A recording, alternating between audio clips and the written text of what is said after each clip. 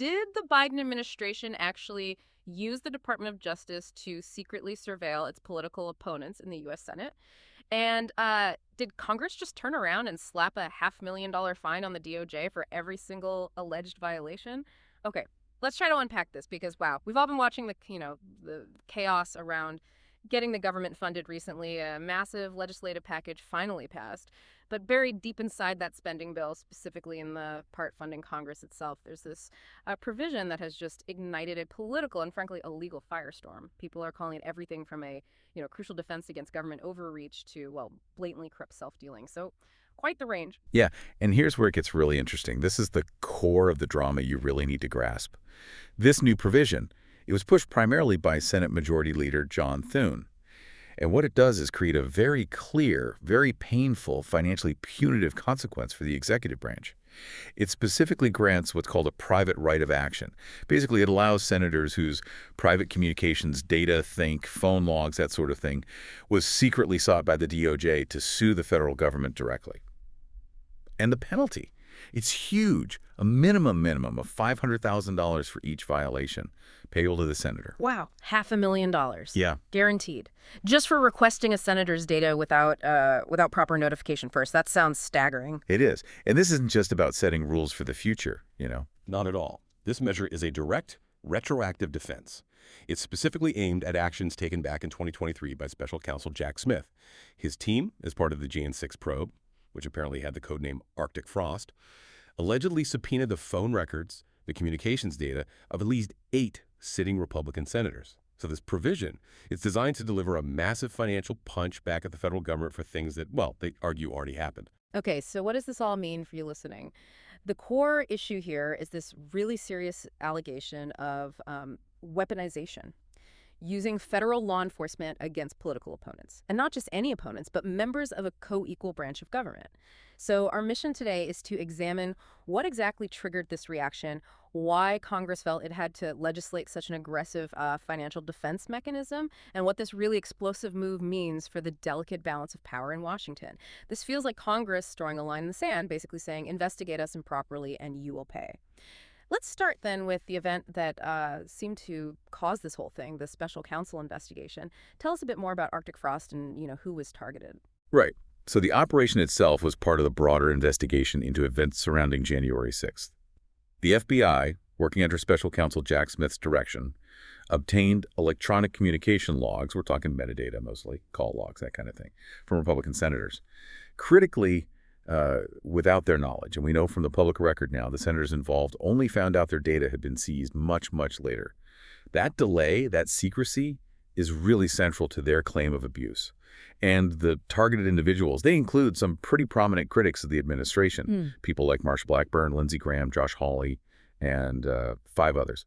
All Republicans, all part of the opposition party. Okay, the secrecy element you mentioned, that seems key here. It really fuels the outrage. I mean, federal investigators have rules, right? They use warrants, subpoenas.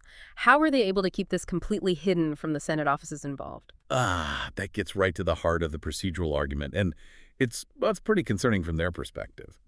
While investigators do use warrants or subpoenas, a key mechanism was reportedly used here to ensure total secrecy, a specific court order.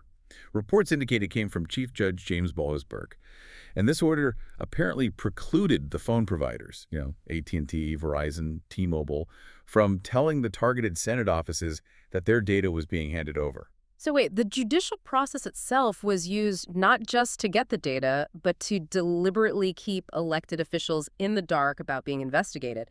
Why would a judge even issue an order like that? Well, it's often standard procedure in certain types of investigations, particularly criminal probes or national security cases.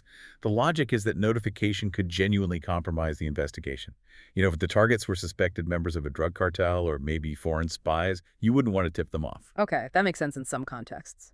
But, and this is the crucial point for the senators, when the targets are sitting members of a co-equal branch of government, people who haven't been accused of being, crime bosses, the political argument immediately becomes, why were these senators treated like that? Like figures in an organized crime probe. And that secrecy, that treatment, is what fueled this intense political backlash. Right. And the reaction was strong. He had Senator Ted Cruz calling it, what, Joe Biden's Watergate? He did. He called it the worst single instance of politicization our country has ever seen. Pretty strong words. That kind of rhetoric definitely highlights how seriously they took this. So stepping back, connecting this to the bigger picture, it really raises a fundamental question for, well, for everyone. When federal law enforcement investigates sitting legislators, what is the right standard? What level of notification and due process is required to protect the separation of powers? Is there a clear line? That's the million-dollar question, or maybe the half-million-dollar question now. The political perspective driving this whole legislative fix is very clear. They argue the Justice Department was essentially conducting targeted surveillance on opposition lawmakers, people who would criticize the Biden administration. The belief, whether you agree with it or not, is that the goal wasn't necessarily a legitimate prosecution down the line, but maybe to, chill free speech, intimidate critics, and basically weaponize law enforcement to undermine political dissent. Given that belief, Congress felt its response had to be immediate, had to be powerful, to sort of reassert its own institutional independence. And they certainly didn't just, issue a strongly worded press release and hold a hearing. Right. They went straight for a legislative countermeasure, inserting it into a critical must-pass spending bill. Senator Thune, you mentioned, spearheaded this. He explicitly said the goal was to give the prohibition on the DOJ targeting senators real teeth. So what exactly are these new teeth? Okay, the teeth are essentially two major, pretty non-negotiable provisions now written into law. First, there's a new notification rule. Electronic service providers, like the phone companies, must now immediately notify a Senate office if they receive a request for that office's data. And crucially, the law says these providers cannot be barred from notifying the Senate office, even by a court order, unless the senator is under an actual formal criminal investigation that meets a heightened standard of probable cause. It can't just be a fishing expedition. Okay, that alone significantly shifts the power dynamic, doesn't it? It makes it almost impossible for the executive branch to conduct secret surveillance on the legislative branch, barring some serious criminal predicate. But the real headline grabber, the part that's causing all the fuss, is that second provision, the private right of action. Precisely. That's the game changer. This means the individual senator whose notification rights were violated can personally sue the federal government, and potentially individual federal employees involved in seeking the data improperly. And this is key because it's designed to get around a long-standing legal hurdle for lawmakers trying to sue the executive branch. Yeah. That hurdle is called standing. Right, standing. Can you just quickly clarify that for listeners? What is standing in this context, and why is it usually so hard for, say, a senator to prove they have it in court? Sure. Standing is basically your legal right to bring a lawsuit in federal court. You have to show you've suffered a concrete and particularized injury. Historically, courts are very, very reluctant to grant individual legislators standing to sue the executive branch over what they call an institutional injury. An institutional injury is something like the executive branch undermining Congress's overall power. It hurts the institution, maybe, but the courts often say it doesn't hurt the individual senator in a personal, quantifiable way. So the courts tend to punt. They say, look, Congress, you guys have plenty of tools. You can pass laws, you control the budget, you can hold hearings, you can even impeach. We, the judiciary, aren't going to get tangled up in your political fights. Ah, okay. So by creating this specific violation failure to notify and attaching a guaranteed financial penalty directly to the senator. Exactly. They basically engineered a personal, quantifiable injury, that mandatory $500,000 payout. Legally speaking, that perfectly meets the standing requirements of concreteness and particularization.